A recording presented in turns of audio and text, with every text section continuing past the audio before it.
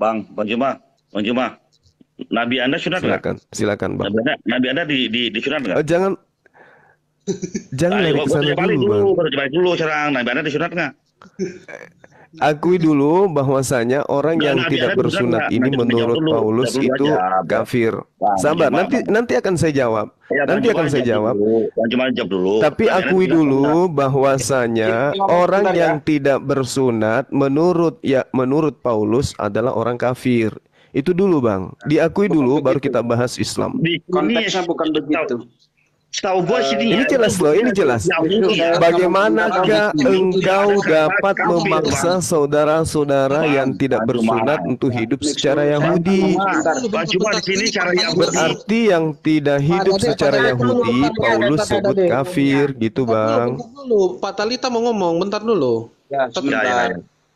Jadi konteksnya, saudara-saudara, itulah sinyal saya lagi jelek ini. Konteksnya, pahami dulu konteksnya, baru lari ke teks. Jadi kalau belum paham konteksnya, baca teksnya, jangan buru-buru terus pengen ke lari bahasa asli. Ya, kalau Anda sudah pahami konteksnya, ya ngapain ke lari ke bahasa asli.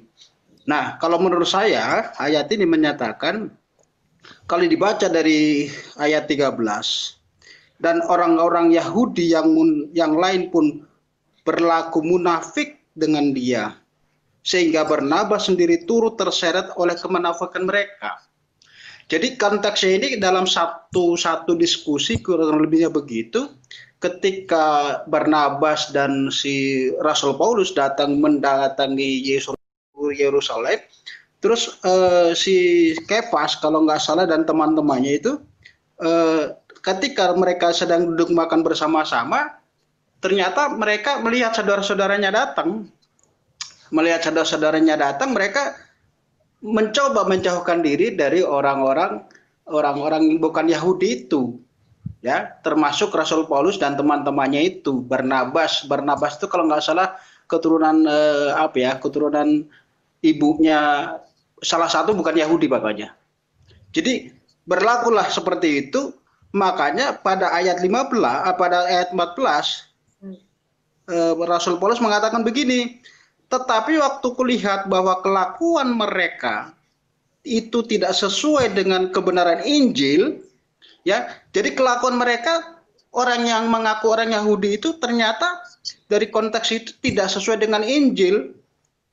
Aku berkata kepada Kefas, ya, di hadapan mereka semua, berkata kepada Kefas di hadapan mereka semua, engkau orang Yahudi hidup secara kafir. Ya. Bang Teta, tunggu. Yang jelas ya Bang Juma, di sini terjemahannya tidak ada memakai kata kafir. Ya. Di sini jelas dikatakan hidup menurut cara perjanjian ini Bang, terjemahan baru kata kafir, ya. Terjemahan lama juga kata kafir. Sebentar lagi. Ya, ayatnya saja dipotong. Abang jangan memframing, Anda jangan membenarkan diri Anda dulu. Anda selalu memaksakan ini terjemahan Bang. Anda. Saya enggak. Saya murni bertanya terjemahan kitab saudara. Ayatnya dituliskan. Bro, gua video, gua foto gue kirim ke lu kasih lihat bro ya. Ya, jelas, jadi menurut saya konteksnya jangan dilepaskan dari konteksnya. Kalau Anda sudah paham konteksnya, baru dari situ dikatakan kalau orang Yahudi saja tidak sesuai dengan kebenaran Injil. Kenapa tidak sesuai dengan kebenaran Injil? Karena ketika makan bersama-sama, begitu teman-teman Yahudinya datang, si siapa namanya Kefas dan teman-temannya terus pergi, seolah-olah biar kita tidak ketahuan ketika mereka berteman dengan Barnabas itu, gitu loh. Jadi kalau kamu orang munafik, ini kan asumsi Bang. Ini kan asumsi Abang, Bang. Kok asumsi? Menyalahi kitab itu. Coba. Itu menyalahi kitab sendiri loh Bang. Yo, baca Bang, makanya Bang Zuma baca dari ayat 13. Kalau kenapa harus baca dari 13? 12, gitu loh. Di situ sudah sangat jelas Bang, orang yang tidak hidup dalam keadaan Yahudi disebut kafir. Bang Juma, waktu kami membacakan Quran Anda bilang jangan baca setengah-setengah. Ini ya, besarin layar kok supaya tidak salah, ini dari buku lagi. Jadi Bang Juma jangan kelihatan Bang, nggak kelihatan ya. Coba ayat-ayat yang pertama saja. Tetapi waktu kulihat bahwa kelakuan mereka tidak sesuai dengan kebenaran Injil, itu pengantarnya kan sudah. Ayat bro, ini bro, nggak jelas bro, agak jauh dikit bro. Tunggu bentar. Blur. Itu teguran dari Rasul Paulus. Ya, kalau kamu ngajarkan orang tidak benar, bagaimana kamu bisa mengajarkan orang? Kurang lebihnya begitu. Terjemahan baru ya dari Alkitab baru ya. Ya, silakan. Oh, udah jelas nih. Aku berkata kepada Petrus di hadapan semua orang, jika engkau seorang Yahudi hidup dengan cara hidup bangsa lain bukan secara Yahudi, bagaimana engkau memaksa orang-orang bukan Yahudi hidup menurut cara Yahudi? Nah, itu loh, konteksnya begitu. Nah, itu. Jadi konteksnya itu teguran ketika misalkan kenapa nggak tampilkan terjemahan baru milik orang Indonesia, Bang? Nah, itu ada apa gitu? Konteksnya begini. Misalkan saya ngatakan terjemahan baru dan terjemahan lama coba ditampilkan. Saya katakan Bang Suman. Saya katakan misalkan, kamu tidak boleh punya istri lebih dari 4. Ternyata saya punya istri 9. Itu namanya munafik. Bukannya Zuma jangan loncat-loncat dulu, jangan loncat-loncat dulu. Terjemahan baru dulu, Bang. Terjemahan baru. Terjemahan baru coba milik lembaga kitab Indonesia, yuk kita jujur yuk. Oh, dia minta lembaga kita. Iya, kenapa Anda justru lari kemana-mana? Oke, saya mau nanya sama Bang Juma. Nabi Anda di situ atau enggak? Coba tunjukin buktinya. Jangan ke situ dulu, Bang. Loh, kenapa lari ke sana, Bang? Jangan menutupi sesuatu. Saya kan datang bertanya baik-baik ini. Coba fokus ke topiknya, jangan melebar kemana-mana. Gitu. Ini nggak melebar. Sama kotoran sunat. Saya nanya ke Nabi Anda kok sama dengan sunat. Ini terkait dengan pernyataan kafir bahwa orang di luar hidup tidak sama Yahudi itu disebut kafir. Nah, tapi jangan dilepaskan Bang Zuma. Ayat pertama enggak masalah, saya enggak melepaskan. Yang saya pingin tahu Galatia 2 nomor 14. Di situ dikatakan, jikalau engkau seorang Yahudi hidup secara kafir dan bukan secara Yahudi, bagaimanakah engkau dapat memaksa saudara-saudara yang tidak bersunat? Berarti saudara-saudara yang tidak bersunat ini disebut hidup secara apa? Ya. Secara Yahudi atau secara kafir? Kan itu poinnya, Bang. Nah, itu yang Abang bacakan, itu kalimat kedua. Kalimat pertamanya adalah gini. Tetapi waktu kulihat bahwa kelakuan mereka tidak sesuai dengan kebenaran Injil, aku berkata kepada Kefas di hadapan mereka semua. Gitu loh. Jadi sebelum kalimat yang Abang baca, itu ada kalimat pertama. Makanya saya bilang tadi, maksudnya Rasul Paulus jangan munafik. Munafik itu apa?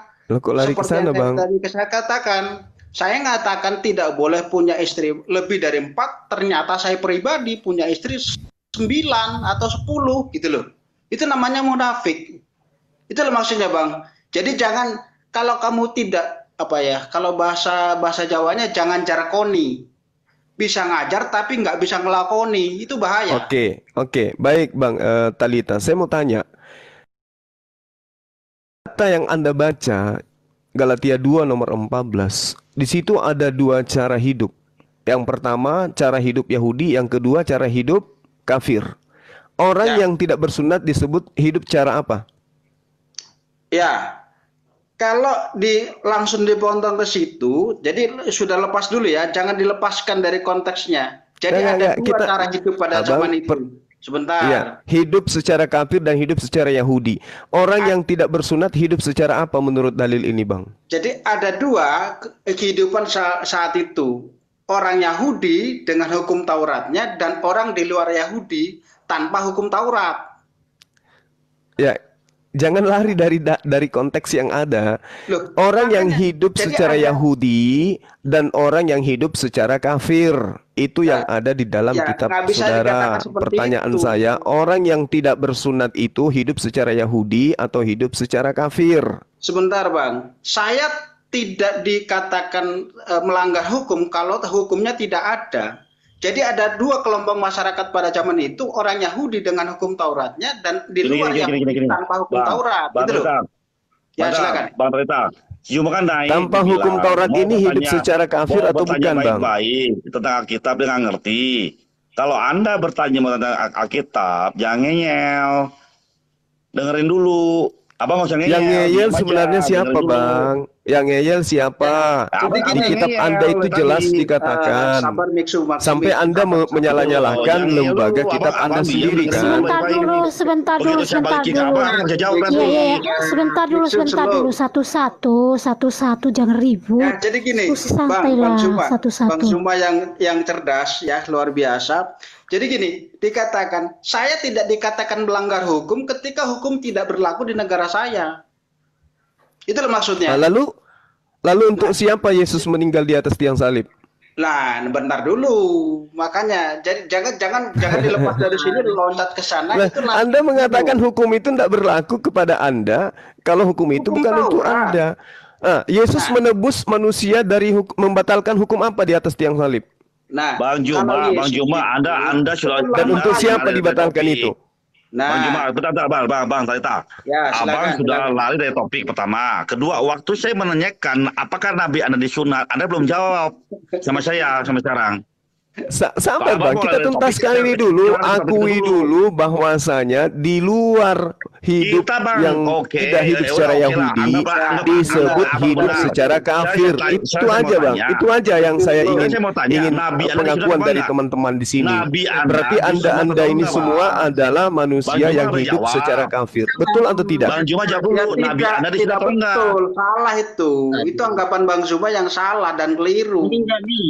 Apakah sekarang saudara hidup secara Yahudi? Sebentar dulu ya, sebentar saya atur dulu sebentar dulu. Begini loh, misalnya kalau Pak Dedeh ngomong, Pak Talita diam. Nah, misalnya Pak Miso ngomong, Pak Dede diam. Jadi biarkan semua ngomong. Oke. Makanya saya tanya dulu. Di mana dalilnya Nabi Anda disunat?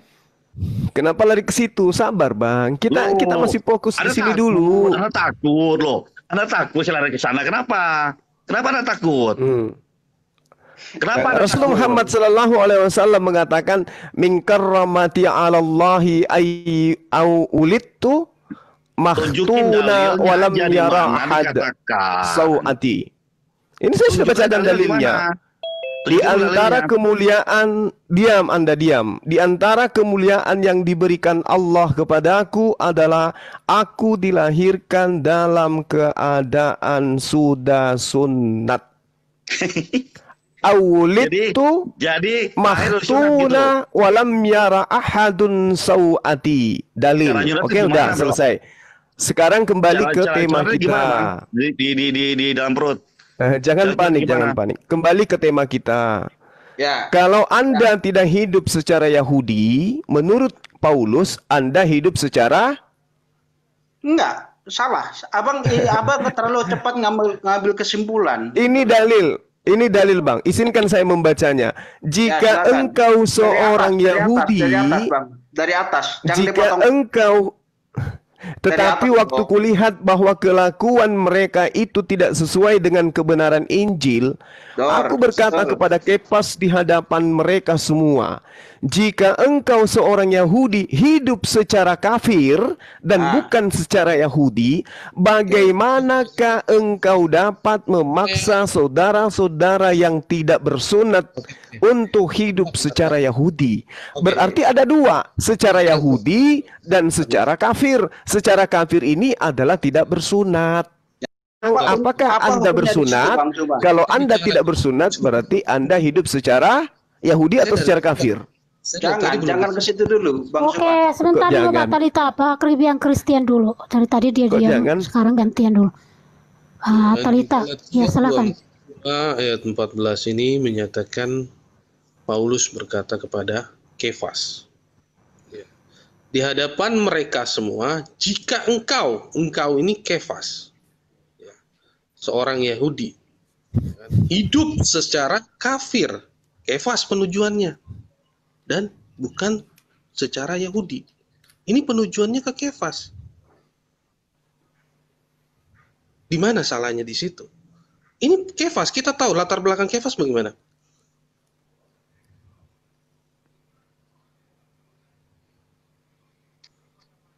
Kita tahu latar belakang Kefas di mana, ya kan? Penujuannya ke siapa? Penujuannya Kefas itu hidup dalam Taurat, Bang, tradisi Yahudi. Dia itu kan Simon kan, jadi dia hidup secara tradisi Yahudi. Itu loh. Ya, penujuannya ke siapa? Berarti penujuannya ke siapa? Iya, kepada Kefas. Ke seluruh yang dibilang kafir, yang dibilang Zuma pada saat itu, yang barusan ini, kepada orang Kristen. Tidak. Di ayat 15, di situ perikopnya juga tertulis, yang terutama juga untuk Kristen keturunan Yahudi. Keturunan Yahudi. Ini masalah sunat, Bang, bukan masalah Kristen di sini. Ini masalah sunat. Yang kita bahas di sini ada dua cara hidup, secara Yahudi, secara kafir. Secara kafir adalah orang-orang yang tidak bersunat. Iya, itu diakui dulu.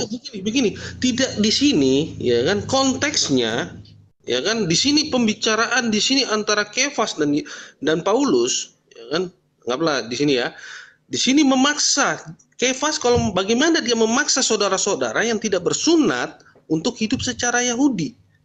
Sedangkan di sini di ayat 14 awal, tetapi waktu kulihat bahwa kelakuan mereka tidak sesuai dengan kebenaran Injil. Iya, tahu saya. Nah, sekarang di sini kan cara hidup itu ada dua menurut Paulus. Yang pertama cara hidup Yahudi, bersunat. Cara hidup yang kedua tidak bersunat, yaitu secara kafir. Pertanyaan saya, di mana di situ tertulis disunat tidak bersunat itu secara kafir? Di mana tertulis? Ini, bagaimanakah engkau dapat memaksa saudara-saudara yang tidak bersunat hidup secara Yahudi? Iya, di sini kan di sini kan ada dua, Bang. Bahwa itu kafir. Secara kafir dan secara Yahudi. Ini kan ada dua di sini. Secara kafir, secara Yahudi. Secara Yahudi bersunat, secara kafir tidak bersunat. Di hadapan mereka semua, jika ini berbicara kepada Kefas, di hadapan mereka semua, jika engkau seorang Yahudi, ini penujuannya ke siapa? Ya kan, hidup Kefas. secara Kefas ya, dan bukan secara Yahudi. Ya kan? Nah, ini secara kafir ini gimana? Secara kafir di sini maksudnya bersunat atau tidak bersunat, Bang? Secara kafir. Makanya saya tanyakan di awal, tunggu dulu bentar. Nah. Coba saya tanya dulu, Bang. Secara kafir di sini secara bersunat atau gimana maksudnya? Nah, itu yang namanya tadi saya katakan, Bang Zuma, ya. Jadi kalau baca Alkitab tidak boleh dilepas satu-satu terus dilepas bersunat dihubungkan dengan kafir, itu nggak boleh. Karena ini data, Bang. Ini data. Gantian dong. Ini data. Jangan Anda mengambil banyak data kalau data ini aja sudah sangat jelas gitu loh. Jadi sebentar, saya selesaikan dulu ya. Boleh? Silakan. Ya. Kalau dibaca dari ayat 12, tadinya saya katakan mereka lagi makan bersama-sama tuh, ya. Bersama-sama dari ayat 12. Karena sebelum beberapa orang kalangan Yakobus datang, ia makan sehidangan dengan saudara-saudaranya yang tidak bersunat. Tetapi setelah mereka datang, ia mengundurkan diri dan menjauhi mereka karena takut akan saudara-saudaranya yang bersunat. Jadi ketika di sini jelas dikatakan ada perilaku-perilaku yang tadinya mereka mau berteman dengan orang tidak bersunat, tetapi melihat Yakobus ya datang dan saudara-saudara Yahudinya datang, mereka buru-buru pergi, ya menjauh. Karena apa? Biar dianggap mereka tidak kotor bergaul dengan orang di luar Yahudi pada saat itu. Jadi konteksnya begitu. Nah, makanya di ayat 12, di ayat 14, Rasul Paulus mengatakan, tetapi waktu kulihat kelakuan mereka tidak sesuai dengan kebenaran Injil. Bagaimana mungkin, ya kan? Kurang lebihnya begitu katanya. Bagaimana mungkin kamu memaksa orang untuk sunat sementara kamu sendiri tidak melakukan kebenaran Injil gitu loh. Jadi ada dua hukum pada saat itu, bersunat dan tidak bersunat. Ya, jadi tidak boleh dikatakan orang harus bersunat itu kafir. Ternyata dia tidak melakukan kebenaran Injil secara keseluruhan gitu loh. Jadi jangan sampai orang mengatakan kamu harus bersunat, ternyata ketika ditanya, kamu sunat enggak? Ya bingung dia. Ya, jangan sampai seperti itu, maksudnya jangan munafik seperti itu. Kalau munafik itu ciri-ciri orang kafir. Itu loh. Bang Soba. Jadi ya, gini Bang. Baik, di Amsal 3 itu nasihatnya sangat baik Bang, nasihatnya. Di Amsal 3 itu nasihat yang sangat baik. Dikatakan percayalah kepada Tuhan dengan sepenuh hatimu. Ya. Jangan sandarkan kepada pengertianmu sendiri. Ini Abang sedang mengajak kita untuk sampai kepada pengertian Abang sendiri. Galatia 2 nomor 8 jelas dikatakan pengakuan Paulus sendiri. Aku diutus kepada orang-orang yang tidak bersunat. Itu Galatia 2 nomor 8. Itu ya. Nah, ketika kemudian kita sampai pada data Galatia 2 nomor 14, di situ sangat jelas orang-orang yang tidak bersunat itu disebut hidup secara kafir. Orang-orang yang bersunat hidup secara Yahudi. Nah, apa yang ingin saya sangkal? Galatia 2 ayat berapa? Nomor 8, Bang. Nomor 8. Galatia 2 ayat 8. Yoi. Sebab dia yang telah bekerja di dalam Petrus untuk kerasukan orang-orang bersunat. Bukan kerasukan, Bang. Bukan kerasukan. Kerasukan orang-orang bersunat. Dia juga telah bekerja di dalam aku bagi bangsa-bangsa lain. Jadi Paulus diberi kekuatan untuk memberikan pengajaran kepada orang-orang yang tidak bersunat. Itulah saya katakan. Ya ini jelas Bang. Gitu, Bang Paulus Juma diutus untuk orang-orang yang tidak bersunat. Bang Juma sudah selesai belum? Kalau boleh nggak saya mengatakan, saya copot satu ayat Al-Hijr ayat 6. Terus saya katakan bahwa yang diberi kitab itu adalah benar-benar seperti itu. Boleh nggak Bang? Ya silakan aja Mas, silakan. Nanti saya jelaskan. Nah, secara ilmiah itu tidak boleh Bang. Jadi kalau Abang lakukan bisa. Itu namanya bisa Bang, bisa. Tepat. Bisa. Misalnya Anda membawa Al-Hijr ayat 6. Sabar. Coba Abang baca. Wa qalu ya ayyuhalladzina nuzila alaihi dzikr innaka lamajnun. Dan mereka berkata, siapa mereka ini? Kan yang berkata bukan Allah, bukan juga malaikat. Wahai orang yang kepadanya diwahyukan Al-Quran, sesungguhnya engkau benar-benar orang gila. Siapa mereka ini? Kan begitu cara belajarnya. Ternyata mereka ini adalah orang-orang kafir Mekah. Kan gitu Bang, kalau satu ayat yang Anda gunakan dalam Al-Quran. Nah sama dengan ini. Ketika Galatia mengatakan jika seorang Yahudi hidup secara kafir dan bukan secara Yahudi, bagaimanakah engkau dapat memaksa saudara-saudara yang tidak bersunat untuk hidup secara Yahudi? Saya katakan begitu Bang. Ayo mari kita bahas kesamaannya di mana. Karena di sini ada jelas yang bersunat hidup secara Yahudi, yang tidak bersunat hidup secara kafir. Ayo, silakan. Sabar dulu ya. Ini adalah silakan Bang. Paulus kepada Petrus di Galatia 2 ayat 14. Ya kan?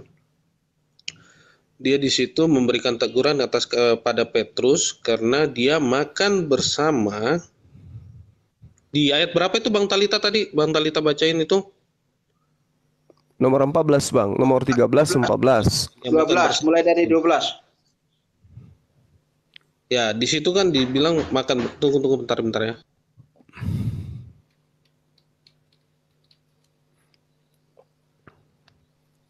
Kalau mau lengkap sekali, sebetulnya dimulai dari ayat 11. Saya bacakan deh. Nanti CP yang bahas ya. Saya bacakan per ayat. Ya, dari ayat 11. Galatia 2 ayat 11. Tetapi waktu Kefas datang ke Antioquia, aku terang menentangnya sebab ia salah. Ya. Ayat 12. Kalau nanti mau dibahas bilang stop ya, Sibi ya. Oke.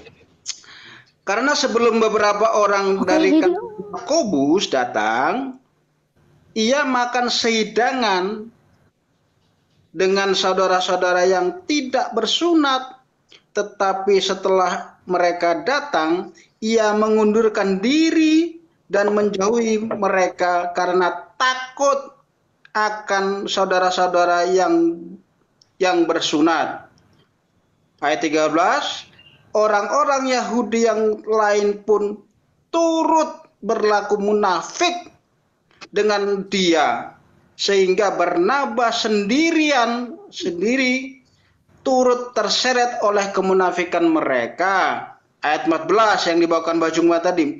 Tetapi waktu kulihat bahwa kelakuan mereka tidak sesuai dengan kebenaran Injil, tidak sesuai dengan kebenaran Injil, aku berkata kepada Kefas di hadapan mereka semua, jika engkau seorang Yahudi hidup secara kafir, ya, dan bukan secara Yahudi, bagaimana engkau dapat memaksa saudara-saudaramu yang lain untuk bersunat dan hidup secara Yahudi? Tanda tanya. Silakan Bang Sibi. Oke, di situ berbicara tentang kesalahan Petrus ketika ia datang di antara jemaat-jemaat Kristen yang berasal dari bangsa-bangsa lain. Ya, ia mengikuti ini Petrus mengikuti kebiasaan mereka. Makanya ada teguran di luar pemahaman dari Petrus itu sendiri. Di Kisah Para Rasul 10 1-48 di situ sebenarnya sudah menjawab semuanya. Kenapa bisa disebut seperti itu?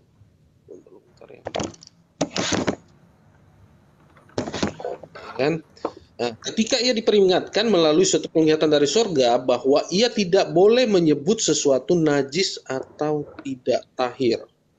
Namun ketika di sana datang beberapa orang Kristen Yahudi dari Yerusalem, ia merasa enggan berada bersama-sama dengan orang dari bangsa lain-lain itu. Silakan. Iya, jadi gini Bang. Yang sebenarnya ingin saya katakan di sini adalah penamaan Al-Quran terhadap saudara-saudara dengan sebutan kafir itu adalah sesuatu penamaan yang sebenarnya nggak boleh merasa risih gitu. Kenapa? Karena di dalam kitab saudara sendiri orang yang tidak bersunat itu disebut sebagai orang yang hidup secara kafir. Itu aja. Saya ingin Anda berdamai dengan kata kafir itu. Bahwa kata kafir itu memang dalam hal apa? Berdamainya dalam hal apa? Berdamainya dalam hal Anda harus menerima kenyataan bahwa Anda memang adalah orang kafir, gitu loh Bang. Kita bahas semakin ke dalam ya. Dalam konteks kafir ini terbagi berapa di dalamnya? Kan Bang Usuma saya pikir tahu lah ya. Kenapa ada yang disebut kafir, penyebutan kafir ini kan terbagi di dalamnya. Yang misalnya tidak percaya kepada Tuhan dan beberapa yang lainnya. Boleh dijabarkan di sini Bang Usuma? Kafir itu orang yang ingkar terhadap perintah-perintah Tuhan, Bang. Iya. Kafir itu dua golongan. Ada yang hidup berdampingan dengan damai, ada yang menyerang. Itu kafir itu ada dua. Begini. Nah, terkait sedikit seperti ini. Perintah Tuhan yang mana itu? Ya, kita akan lihat di situ. Larinya akan kemana? Silakan. Oke. Kita lihat aja dulu supaya kita ngerti ya. Kisah Para Rasul 20. Sabar. Kisah Para Rasul 2. Jangan dulu membawa kita dari pemahaman ini. Tapi saya ingin tahu hukum supaya saya mengarahkan Anda tentang kafir gitu, Bang. Supaya tahu bahwasanya apa yang dimaksud kafir, menentang, menutup diri, membantah pengajaran Tuhan, kan gitu. Saya ingin Kisah Para Rasul 21 nomor 28. Hai orang-orang Israel, tolong, inilah orang yang di mana-mana mengajar semua orang untuk menentang bangsa kita dan menentang hukum Taurat di tempat ini.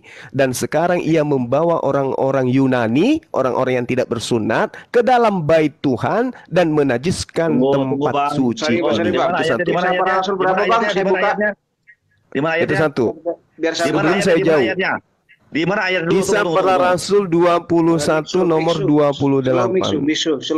Santai, relax. Berapa, Bang? Kisah Para Rasul 21 28. Nomor 28. Berapa? 4. Nomor 28, Bang. 28, sorry. Oke. Ya. Nah, saya bacakan ya. Ayat 28. Itu sebenarnya pengantar dari saya untuk membahas tentang pengingkaran orang-orang kafir ini, Bang. Sebenarnya sih. Bacain ya. Itu. Silakan Jadi, dari atas. Kisah Para Rasul 20 ayat 8 ya. 21, Bang. 21 nomor 28. Ya. 21 ayat 28. Sambil berteriak. Saya bacakan dari 28 dulu, nanti kita bacakan satu-satu. Sambil berteriak, hai para pria orang-orang Israel, tolonglah.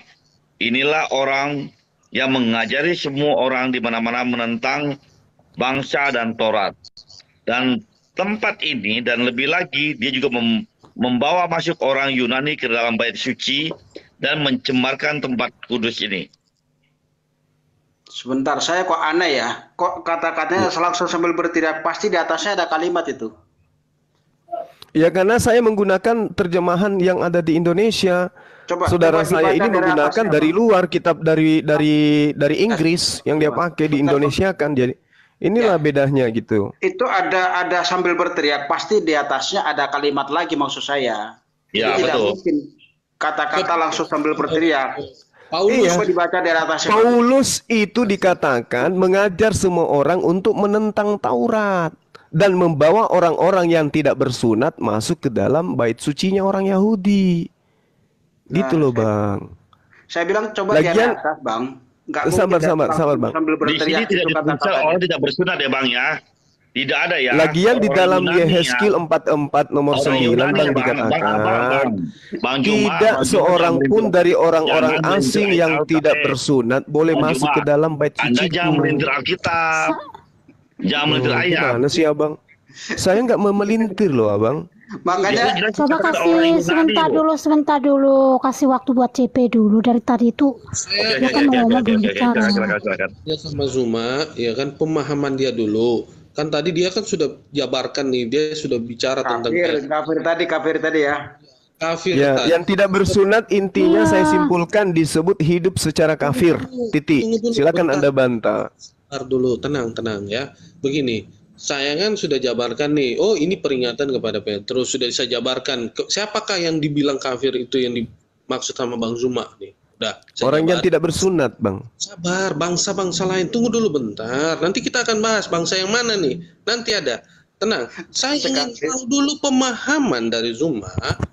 Kafir yang tadi dia bilang mengikuti perintah-perintah Allah, menurut pemahaman dia, perintah-perintah yang Allah yang mana itu? Antaranya bersunat. Iya, perintah-perintah Allah yang mana? Nah, kok nggak mau dijabarin? Di antaranya bersunat. Saya minta dijabarin. Jadi kalau orang yang tidak bersunat berarti dia kafir. Itu udah benar itu, Bang. Iya, di mana? Jadi Anda ini disebut kafir, itu udah benar. Maka saya katakan tolong berdamai dengan penyebutan itu, jangan marah kalau disebut kafir. Saya hanya penasaran kenapa Bang Zuma tuh senang banget dengan yang bersunat. Yang bersunat itu apa sih, Bang? Perintah Tuhan itu, abangku. Itu perintah Tuhan. Jadi saya katakan tadi, bagaimana mungkin saya dikatakan penjahat ketika hukum itu tidak berlaku bagi saya? Nah, jadi kalau begitu Yesus mati di tiang salib untuk siapa? Nah, bentar bro, bentar.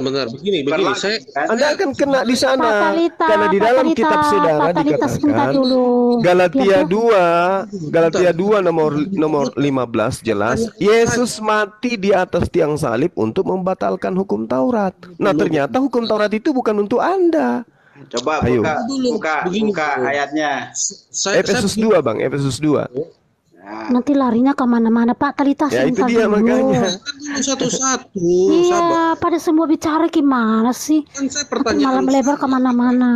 Ya, saya simpulkan sebelum ditanggapi Mbak Noni, di dalam pemahaman Galatia yang saya maksud tadi 2 nomor 14 ini kesimpulan saya. Orang yang tidak bersunat hidup secara kafir. Silakan Anda bantah. Karena ini Alkitab, ya. Kesimpulan saya, Bang, bukan kesimpulan Bibel. Boleh saya bicara dari tadi belum? Silakan. Pak Talita, sebentar dulu Pak Talita. Udah dibilangin diam dulu. Sebentar dulu gantian. Iya, jangan dipotong-potong kalau orang masih lagi bicara. Silakan.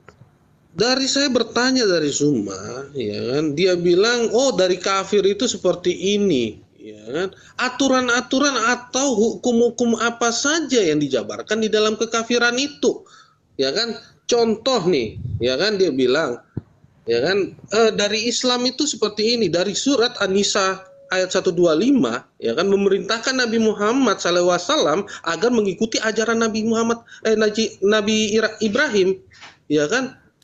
Di situ, Nabi Ibrahim ini mengikuti aturan apa? Taurat. Kenapa kalian tidak mengikuti semua isi dalam perintah-perintah Taurat itu sendiri? Itu untuk Bani Israel, Bang. Sekarang, di surat, tunggu dulu bentar ya. Di surat Yunus 37, menyatakan bahwa Al-Quran membenarkan kitab-kitab sebelumnya. Termasuk Taurat. Jibril, Zabur dengan Injil. Berarti kata membenarkan di situ harus diikuti. Ada beberapa hukum yang dihilangkan di dalam agama Islam. Hanya mengikuti apa yang tertulis. Contoh misalnya, Ibrahim, karena ini menggunakan kapak. Kalian tidak mengikuti milah Ibrahim. Kalau mengikuti aturan-aturan, karena berbicara tentang di situ beberapa ayat pun menguatkan bahwa harus mengikuti kitab-kitab sebelumnya. Apalagi membenarkan. Kata membenarkan harus kalian ikuti. Ada lagi? Kalau berbicara tentang untuk Bani Israel, kenapa kalian mengikuti sunat? Kenapa? Arab harus mengikuti. Ada lagi, Bang? Silakan. Saya boleh jawab? Oke, silakan. Oke, baik. Jadi yang diterangkan di dalam Al-Quranul Karim, surah Yunus ayat 37. Ayyuftara min dunillahi walakin tasdiqal ladina baina yadai wa tafsilal kitab la raiba fi min rabbil alamin.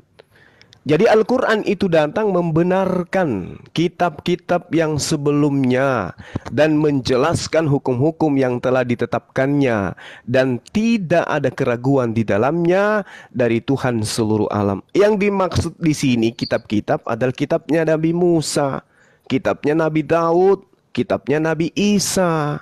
Sedangkan yang kita bahas tadi adalah kitabnya Nabi Paulus. Itu dulu, dudukkan perkara itu dulu. Iya, ya, tapi kan Yahudi ikut apa? Tadi kan sendiri Zuma yang bilang Yahudi itu ikut Taurat, ikut apa namanya? Ya, dibilang betul. Ini makanya saya compare di sini. Sekarang di sini saja sudah terlihat membenarkan kitab-kitab sebelumnya, tapi kalian menghilangkan beberapa bagian dari hukum Taurat. Bukan begitu, Bang. Kita nggak dituntut untuk mengikuti syariat. Syariat Yahudi untuk Yahudi. Ketetapan itu untuk mereka. Membenarkan bahwa Tuhan memberikan aturan main kepada Yahudi, bukan mengikuti. Kalau Islam itu panduannya ada jelas, Bang.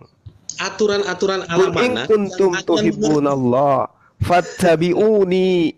Maka umat Islam itu mengikut kepada baginda Rasulullah, bukan mengikut kepada Nabi Musa, bukan mengikut kepada syariat Daud, bukan mengikut kepada syariat Nabi Isa, Bang. Kami ikut kepada baginda Rasulullah Muhammad SAW. Tapi kitab kami membenarkan kitab-kitab para nabi. Nah, sedangkan kalian membenarkan kitab daripada kitab Nabi kalian, Nabi Paulus. Sekarang, di dalam Kisah Para Rasul 13 nomor 1, Saulus itu disebut Nabi dari Antioquia. Kan gitu.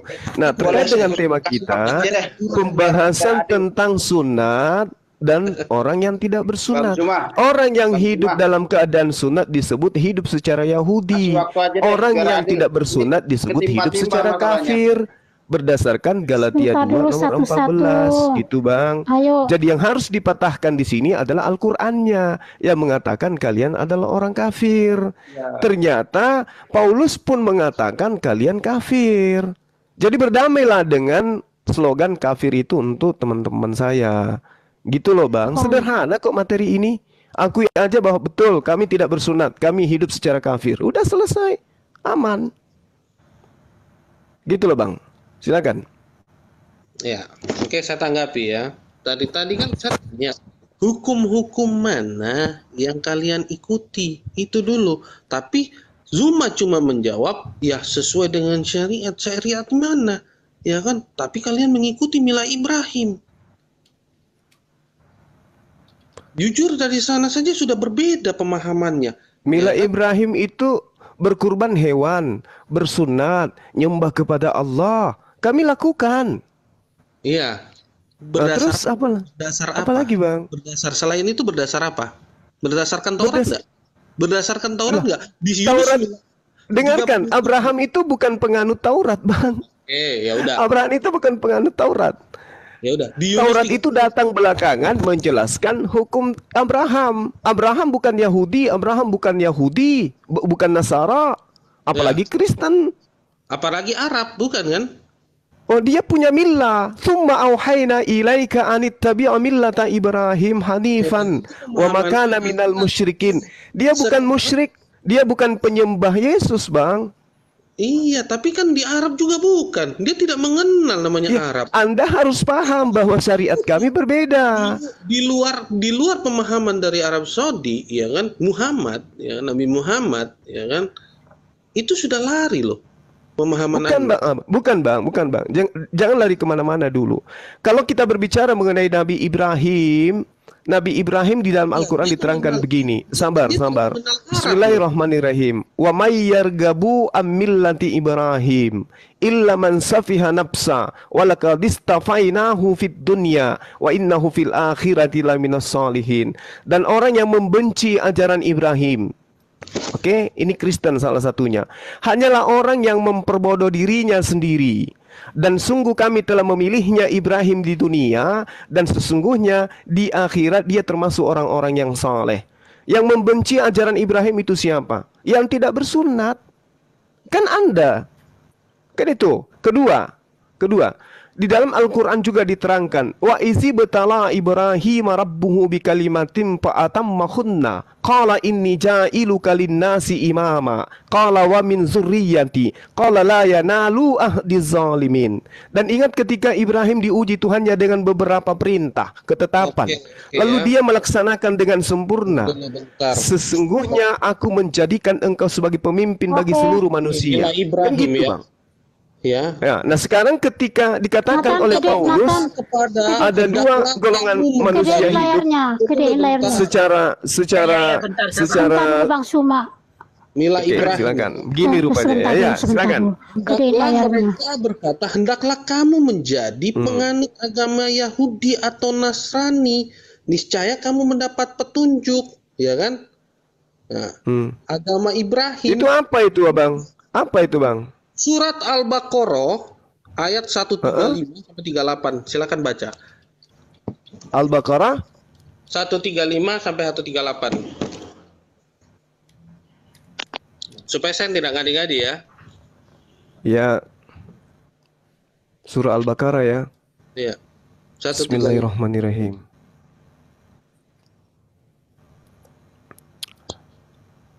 Iya.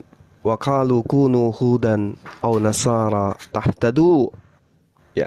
Dan mereka berkata, mereka loh yang berkata ya, bukan Allah yang berkata ya. Oke? Wa qalu kunu hudan aw nasara tahtadu. Jadilah penganut Yahudi dan Nasara, mencari kamu mendapatkan petunjuk.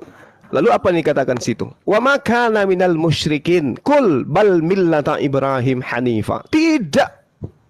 Tetapi kami mengikuti Abraham, ajaran yang lurus. Ini perintahnya tuh. Bukankah? Ya memang bukan. Jadi Ibrahim itu adalah penganut ajaran lurus.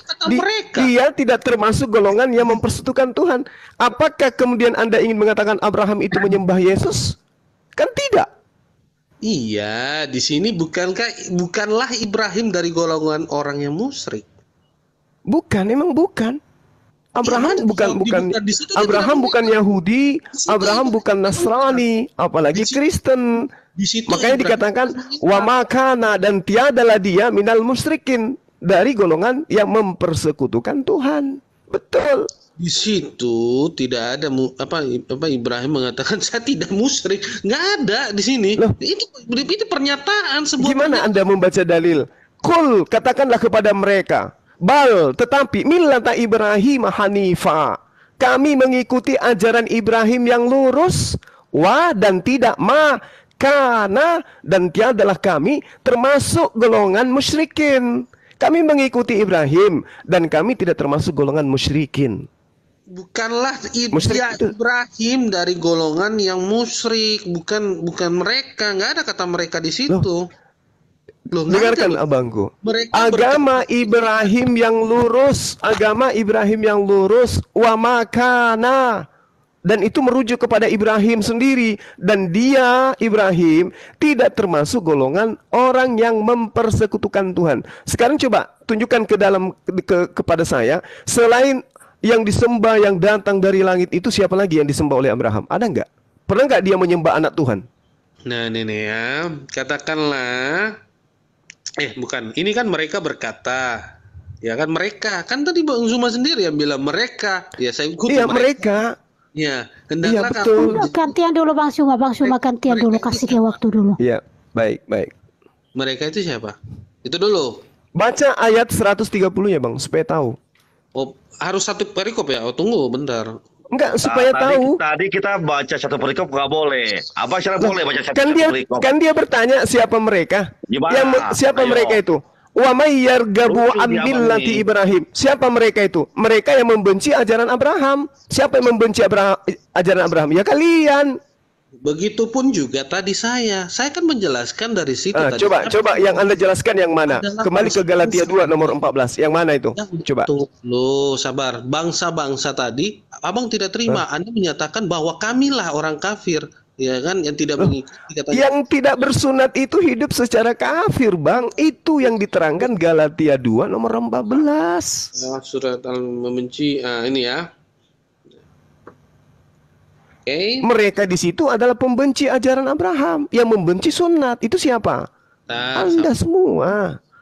Kan gitu abangku. Dan orang berarti begini ya. Dan orang yang membenci agama Ibrahim. Oh, pada saat itu sudah ada Ibrahim yang punya agama ya. Agama itu ajaran, Bang. Iya, berarti kan. Sebentar dulu Bang Cuma gantian dulu, sebentar dulu. Kasih dia waktu dulu. Dari mana itu, Bang? Apanya? Agama itu ajaran, ya. Loh, pada saat itu agama itu ajaran, Bang. Agama itu jalan. Makanya dikatakan millah. Millah itu jalan.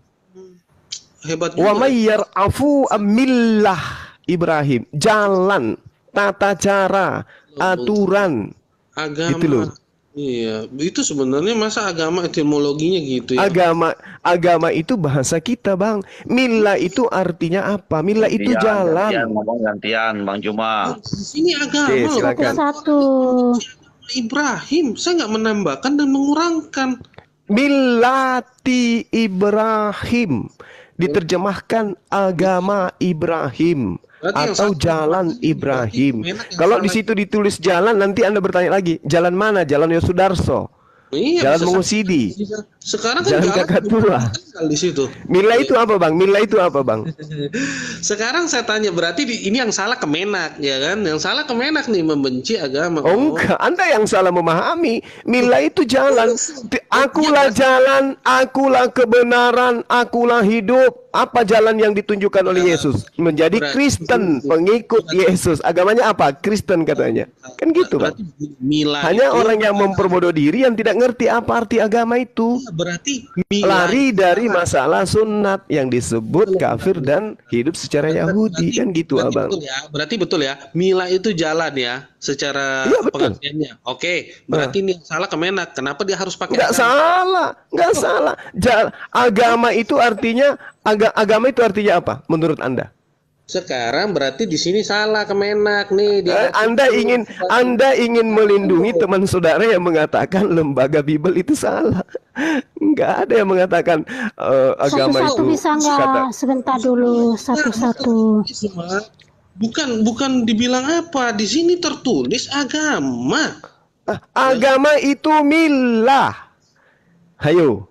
Saya bukain ya agama itu ya. Oke. Ya silakan. cuman tadi teman kita itu udah terlanjur mengatakan lembaga kitab Indonesia itu salah kata dia dengan menggunakan kata kafir. Nah, sekarang berarti mila itu jalan, agama bukan. Agama itu jalan. Katanya tadi ajaran agama. Katanya iya, agama itu jalan, Bang. Jalan. Dengarkan, agama itu jalan, cara hidup, ketetapan, apalagi? Agama itu aturan. Oke, agama itu ketetapan, aturan, jalan, rambu-rambu, itu agama. Ya, rambu-rambu ya. Ya kan? Ya. Berarti pada saat itu memang belum ada agama seperti di Indonesia saja. Oh, ada. Abraham itu sudah ada rambu-rambunya, sunat bagi laki-laki. Nyembah hanya kepada Allah. Itu jalannya. Untuk sampai kepada Tuhan yang Abraham, ikuti jalannya. Ikuti agamanya. Agama Abraham. Jalan yang ditunjukkan Abraham. Yang bilang cuma di Indonesia saja. Anda hanya berkutik di sini. Kenapa? Anda ingin melindungi agama Anda. Yang nyata-nyata Anda disebut kafir. Kesimpulan saya tadi Anda bantah. Orang yang tidak bersunat itu disebut kafir oleh Paulus. Bantai. Sebentar dulu, gantian dulu. Semuanya diam dulu. Sebentar dulu, semuanya diam dulu. Anda sendiri loh, saya nggak bicara apa-apa. Bang Zuma sendiri yang berbicara bahwa agama itu cuma ada di Indonesia. Ini kelihatan panik. Anda kelihatan panik. Kalau agama saja Anda nggak mau paham. Agama itu adalah jalan. Itu bukti Anda panik sekarang. Iya, coba tunjukin saya datanya di mana. Loh, agama aja. Itu apa, Bang? Dan gama itu artinya apa? Tidak kacau. Apa yang membuat kita tidak kacau? Beragama supaya tidak kacau. Berarti agama di sini adalah jalan menuju kepada keteraturan, jalan menuju kepada rambu-rambu. Rambu-rambunya Ibrahim itu jelas. Sebentar dulu, gantian dulu. Ngajarin kita bilang, kalau begitu mari kita sepakat bahwa orang yang tidak bersunat disebut kafir. Kita sepakat. Kamu kan bilang di situ kan, kamu sendiri yang menyatakan bahwa agama itu cuma hanya di Indonesia. Barusan lo kamu ngomong, saya nggak ngutip dari mana-mana. Iya, betul. Iya, kan? Benar. Iya betul. Agama itu, penyebutan agama itu digunakan oleh orang Indonesia untuk memberikan ciri khas jalan kehidupan, keyakinan seseorang. Nggak paham juga. Ya, oke. Berarti pada saat itu cuma di Indonesia ya. Kita kunci di situ ya. Berarti pada saat itu memang belum ada penamaan kata agama ini. Emang Anda mengatakan orang-orang Barat mengatakan agama. Ini bahasa Indonesia, Bang. Ntar dulu Bang Zuma, gantian dulu, kasih dia waktu dulu. Ini Anda panik ini. Dulu, Bang. Begitu lemahnya argumen Anda. Kenapa sih? Baru nih, pakai timer aja deh. Pakai timer aja. Nggak usah, yang penting ngomongnya gantian, satu-satu. Gantian. Situ kan Zuma sudah menyatakan, ya kan? Sekarang agama itu ada pada zaman abad keberapa? Tiba-tiba dibilang Ibrahim sudah ada agama. Ya kan? Itu hanya di Indonesia. Kita berbicara tentang faith, tentang iman. Ya kan? Kepercayaan. Bang Zuma sudah menyatakan di Indonesia saja yang ada. Kalau jalan keyakinan di Indonesia saja yang ada atau ada juga di luar Indonesia, Bang? Keyakinan semua ada masing-masing. Ya udah, jangan Anda memperlihatkan cerminan kepanikan Anda. Anda panik ini, Anda panik. Orang-orang yang tidak bersunat disebut kafir. Berarti Bantah itu, jangan ribut di sini, Bang. Ini remah-remah, jangan ribut di sini. Ributnya di penamaan Galatia 2 nomor 14. Orang yang tidak bersunat disebut kafir. Anda sendiri yang bantah di sini, ya kan? Udah, nggak apa-apa, nggak masalah. Kalau itu Anda mencerminkan kepanikan Anda gitu. Kok panik sih? Gimana sih? Dengan kata kafir yang tadi. Iya dong, berarti begini, berarti di situ pada saat itu memang tidak beragama, ya kan? Di luar orang tidak beragama disebutkan di dalam Al-Qur'an, ya. Satu-satunya adalah agama Islam. Berarti di luar pada itu kalian semua kafir, tidak mengenal Tuhan. Gitu ya. Tidak mengenal namanya Islam. Yang kafir menurut Galatia 2 nomor 14 yang mana? Apalagi? Ini kamu belum jelaskan saya. Yang tadi Anda justru tidak menjawab dari tadi. Yang disebut kafir di dalam Galatia 2 nomor 14 itu yang mana? Bangsa-bangsa lain. Yang mana? Bangsa-bangsa lain itu yang mana? Indikasinya seperti apa? Indikasinya bersunat atau tidak bersunat? Kami mengatakan orang kafir itu adalah orang yang menentang ajaran Tuhan. Paulus mengatakan orang yang tidak bersunat itu hidup secara kafir. Udah, damai aja. Jadi kalau misalnya nanti Anda disebut kafir, nggak usah marah. Karena Paulus pun mengatakan itu. Orang yang tidak bersunat adalah orang yang hidup secara kafir. Dalil kitab Anda yang mengatakan itu. Maafkan saya kalau nanti saya mengatakan dan bukan secara Yahudi, bagaimana engkau dapat memaksa saudara-saudara yang tidak bersunat untuk hidup secara Yahudi? Berarti saudara-saudara yang tidak bersunat hidup secara kafir. Bentar Pak, pasal sebelumnya kalau Anda baca itu karena waktu sidang jemaat di situ mereka memaksakan bahwa orang yang menerima Kristus di luar Yahudi, bangsa lain itu harus mengikuti tata cara Yahudi. Salah satunya sunat. Nah, di situ Paulus menegaskan bahwa tidak seperti itu. Mereka bisa hidup melalui dayanya, melalui adat istiadat mereka tersendiri, tidak harus terpatok kepada Yahudi. Di situ Paulus menegaskan bukan mengatakan bahwa bangsa di luar Yahudi yang tidak bersunat itu disebut kafir. Itu Paulus menegaskan bahwa orang Yahudi saja kalau dia hidup secara kafir, artinya dia menyembah berhala atau tidak hidup melalui Injil, itu dia boleh tetap masakan dia mau memaksakan orang yang di luar Yahudi harus mengikuti adat istiadatnya, sedangkan dia sendiri tidak melakukan adat istiadatnya dengan baik.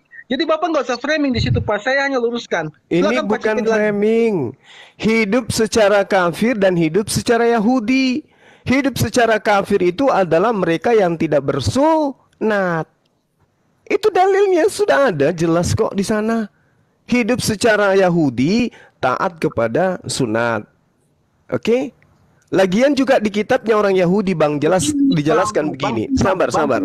Yehezkiel 44 nomor 9, sebab beginilah firman Tuhan, tidak seorang pun dari orang-orang asing yang tidak sunat hatinya dan kulupnya boleh masuk ke dalam tempat kudusku. Ya, setiap orang asing yang di tengah-tengah orang Israel boleh masuk ke tempat kudusnya orang Yahudi kalau tidak bersunat. Kenapa? Mereka disebut najis. Makanya tadi saya tunjukkan Kisah Para Rasul 21 nomor 8. Kalian disebut orang-orang najis yang tidak boleh masuk ke bait suci milik orang Yahudi kalau tidak bersunat.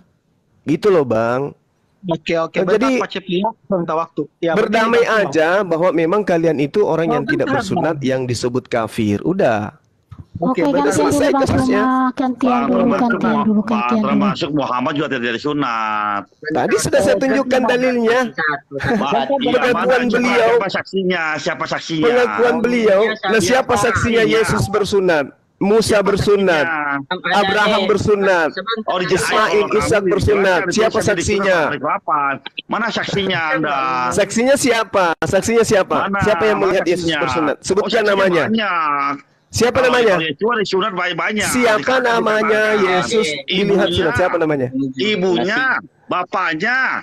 Ya sama kalau saya mengatakan juga begitu. Mana buktinya? Kan yang bahkan Muhammad, mana saksinya? Ayo. Ngomong kayak gini. Saksinya kan jelas tuh. Di mana? Kan dia jelas dikatakan bahwa salah satu kemuliaanku, aku lahir dalam keadaan bersunat. Iya kan yang jelas tuh. Muhammad saksinya ada nggak? Nah, sekarang mana pengakuan Yesus kalau dia bersunat? Ada nggak? Ada nggak?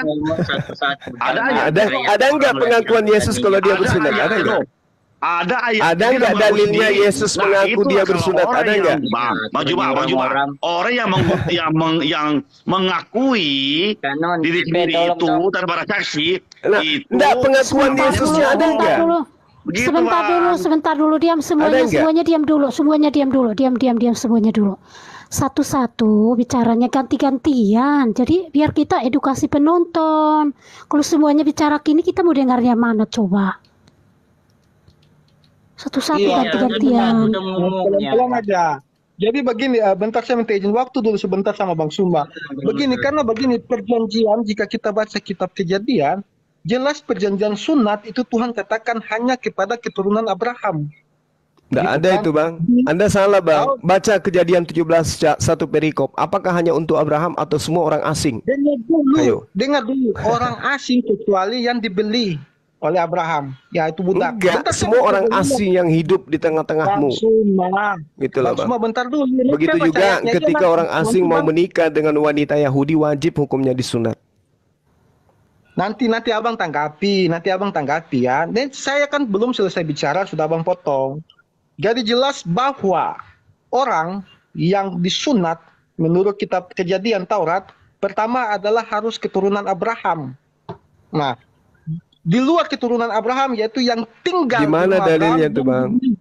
Sertakan dalil dong Bang Suma, biar nanti ditanggapin Bang Suma, biar dulu. Percuma Bu kalau nggak ada dalil. Kan Amsal 3 nomor 5 nggak boleh dengan pemahaman pribadi. Nanti dibantah, biarin dia nom dulu, nanti Bang Suma yang bantah. Oke, saya baca ya Kejadian 17. Bentar Bang Suma, enggak usah, saya udah kata Alkitab jadi. Bentar Bang. Nah, Kejadian 17. Iya, bagus lah kalau kita. Iya, bagus betul. Ya saya baca ya, biar kita tahu dulu apa itu perjanjian sunat. Dan kenapa perjanjian sunat harus dikelamin. Itu ada korelasinya semua. Dan itu memang saya yakin Bang Suma udah tahu. Nah ini, Kejadian 17 saya baca ya dari pasal pertama. Ketika Abram berumur 99 tahun, maka Tuhan menampakkan diri kepada Abram, ini belum ganti nama, dan berfirman kepadanya, "Akulah Allah yang Maha Kuasa. Hiduplah di hadapanku dengan tidak bercela. Aku akan mengadakan perjanjian," ingat ya, "antara aku dan engkau, dan aku akan membuat engkau sangat banyak." Nah, itulah kita lanjut sampai ke perjanjian sunat. Ayat ke-9. Lagi firman Allah dari ayat ke-8. Ayat ke-9 aja. Lagi firman Allah kepada Abraham, "Dari pihakmu engkau harus memegang perjanjianku. Engkau dan keturunanmu turun-temurun." Kita garis bawah ini dulu ya. Keturunanmu turun-temurun. Inilah perjanjianku yang harus kamu pegang. Perjanjian antara aku dan kamu serta keturunanmu. Yaitu setiap laki-laki di antara kamu harus disunat. Haruslah dikerat kulit katanmu, dan itulah akan menjadi tanda perjanjian antara aku dan kamu. Anak yang berumur 8 hari, ingat ya, sunat itu harus umur 8 hari. Kayak Yahudi, kalau Islam saya nggak tahu berapa hari dia sunat. Anak yang berumur 8 hari, setiap laki-laki di antara kamu turun-temurun, baik yang lahir di rumahmu maupun yang dibeli dengan uang. Ingat ya, dibeli dengan uang dari salah seorang asing, tetapi tidak termasuk keturunanmu. Jadi di sini sangat jelas bahwa sunat itu pertama harus berumur 8 hari, yang kedua adalah untuk keturunan Abraham, yang ketiga ayat ini sangat jelas, atau bukan dari keturunanmu yang dibeli dengan uang, yaitu budak. Jadi kalau Anda mengatakan bahwa Mila Ibrahim, Anda mengikuti Mila Ibrahim, berarti Anda adalah budak seperti dikatakan Kejadian 17 ayat ke-9 dari ayat ke-9. Nah, itu dalil yang saya bawakan. Nah, yang kita kembali ke Galatia 2 ayat 14. Kita baca dulu pasal sebelumnya. Di situ kan ada kemunafikan orang Yahudi. Karena banyak orang-orang di luar Yahudi yang menerima Kristus. Makanya kalau Anda baca lagi di Galatia pasal selanjutnya, Paulus jelas berkatakan bahwa aku telah mati oleh Taurat, tetapi aku akan hidup oleh Kristus. Dan dia bertanya, apakah orang yang berdosa mengimani Kristus, itu dikatakan bahwa Kristus adalah pelayan dosa? Dia mengutip perkataan Yesus bahwa aku datang untuk orang-orang berdosa. Nah, jadi di situ Paulus menegaskan bahwa orang yang di luar Yahudi yang tidak bersunat atau siapapun, tetapi dia betul-betul mau mengikuti Yesus, itu sah saja, tidak ada larangan. Karena tidak ada larangan bagi siapapun untuk mengikuti Yesus. Seperti Yesus katakan sebelum dia naik ke surga, pergikanlah, jadikanlah semua bangsa muridku. Itu sudah sangat jelas, Pak. Jadi nggak usah main-main kata di situ. Dan dalilnya sudah jelas, kalau Anda mengatakan Anda sunat, itu adalah budak. Tauratnya saya bawa Kejadian 17. Silakan, Bang Suma. Oke, tanggapin Bang Luma, silahkan. Baik. Jadi kami itu tidak bersunat, kami itu bersunat bukan menuruti apa yang ada di dalam Kejadian 17. Yang Buddha itu kalian yang sudah terlanjur bersunat. Kalau kami perintahnya summa auhayna ilaika anittabi'a millata Ibrahim hanifan. Kami pengikut Ibrahim, perintahnya kemudian jelas mengikuti apa yang dilakukan oleh Ibrahim. Berbeda dengan Kejadian 17 itu Buddha, betul. Sedangkan yang perlu Anda tahu, ya, Bani Ismail itu tidak pernah diperbudak oleh Bani Ishak. Yang ada, Bani Ishak itu pernah jadi budak Mesir. Sementara Mesir itu adalah tempat kerajaan ayahnya Hagar. Hagar itu anak seorang raja Fir'aun yang pernah memperbudak keturunan Yakub yang dibebaskan oleh Nabi Musa alaihissalam. Siapa yang pernah menjadi budak? Keturunan Ismail apa keturunan Ishak? Jawab itu supaya Anda paham. Jangan Anda bawa-bawa budak di sini. Oke? Summa auhayna ilaika anittabi'a millata Ibrahim hanifan wa ma kana minal musyrikin. Nah, tadi ketika saudara mengatakan kami sunat itu disebabkan karena kami Buddha, itu tidak ada dalilnya.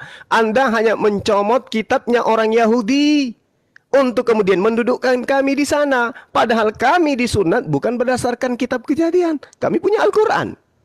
Itu satu. Kedua, Galatia 2 nomor 14 di situ jelas sekali dikatakan secara Yahudi dan secara kafir. Secara kafir diantaranya tidak bersunat. Anda tidak bersunat, berarti Anda hidup secara kafir. Kalau Anda mengatakan Anda secara Yahudi, itu salah. Karena Galatia 2 nomor 15, kalian hidup di bawah ajaran Paulus yang mengatakan Yesus mati di atas tiang salib untuk membatalkan semua hukum Taurat dan segala ketetapan yang ada di dalamnya. Baca kitab saudara. Sementara Yesus mengatakan sebelum langit dan bumi lenyap, tidak setitik pun dari hukum Taurat itu batal. Ini berlaku untuk pengikut Yesus. Ternyata menurut Paulus dia itu diutus untuk non-Yahudi memang. Sementara Petrus diutus untuk Yahudi. Paulus diutus untuk non-Yahudi. Berarti kalian ini salah ketika dikatakan pengikut Yesus. Yang benar kalian itu adalah pengikut Paulus. Baca Galatia 2 nomor 8. Aku diutus kepada orang-orang yang tidak bersunat. Yesus mengaku, aku diutus untuk Bani Israel. Yesus diutus untuk orang bersunat, Paulus diutus untuk orang yang tidak bersunat. Kalian bersunat atau tidak? Tidak, berarti kalian pengikut Paulus. Saya kira begitu teman-teman. Saya tidak lama di sini. Saya hanya ingin tahu bahwasanya penamaan kata kafir kepada teman-teman Kristen dari Al-Quran itu sudah valid. Karena memang orang-orang yang tidak bersunat adalah orang yang hidup secara kafir menurut Galatia 2 nomor 14. Sekian dari saya. Nanti kalau misalnya saudara-saudara ingin berdebat lagi, insya Allah malam saya akan bergabung kembali di sini kalau saya dibutuhkan. 1 menit aja, Bang. 1 menit aja. 1 menit dulu, 1 menit ya, Bang. Oke, silakan. Maksudnya begini, Bung. Oke, kan tadi saya ada memberikan 3 opsi perjanjian sunat. Pertama, keturunan Abraham. Kedua, harus 8 hari. Dan ketiga adalah budak. Nah, Anda menolak opsi ketiga, budak itu kan. Tetapi Anda tidak bisa memungkiri opsi kedua, bahwa sunat harus dilakukan berumur 8 hari. Nah, jika Anda mengatakan Anda mengikuti milah Ibrahim yang Anda samakan adalah Abraham kami, pertanyaan saya hanya satu. Di mana dalam Al-Quran dikatakan bahwa sunat harus berumur 8 hari? Karena Tuhan yang sama, jika Tuhan yang sama yang disembah Abraham adalah Tuhan yang disembah Muhammad, dan Ibrahim adalah orang yang sama yaitu Abraham, kenapa perjanjiannya hanya sama-samain, tapi tidak terperinci sama 8 hari yang pertama? Nah, dan kalau Anda mengatakan bahwa kejadian 17 tadi perjanjian sunat itu adalah milah yang Anda ikuti, ingat Tuhan bertemu langsung dengan Abraham.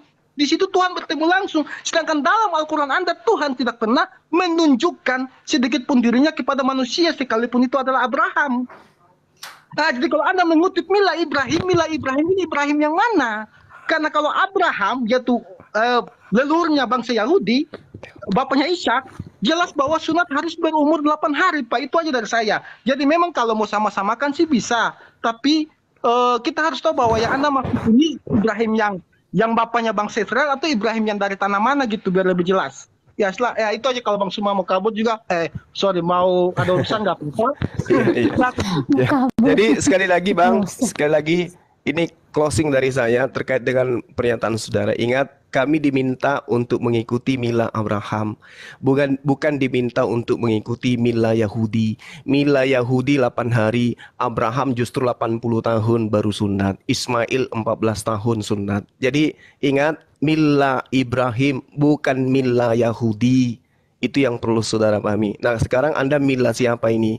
Milah Paulus kan? Nah, milah Paulus, orang-orang yang tidak bersunat itu disebut kafir. Demikian teman-teman, saya pamit dulu. Waktu masih panjang, kita masih bisa berdialog tentang materi apapun.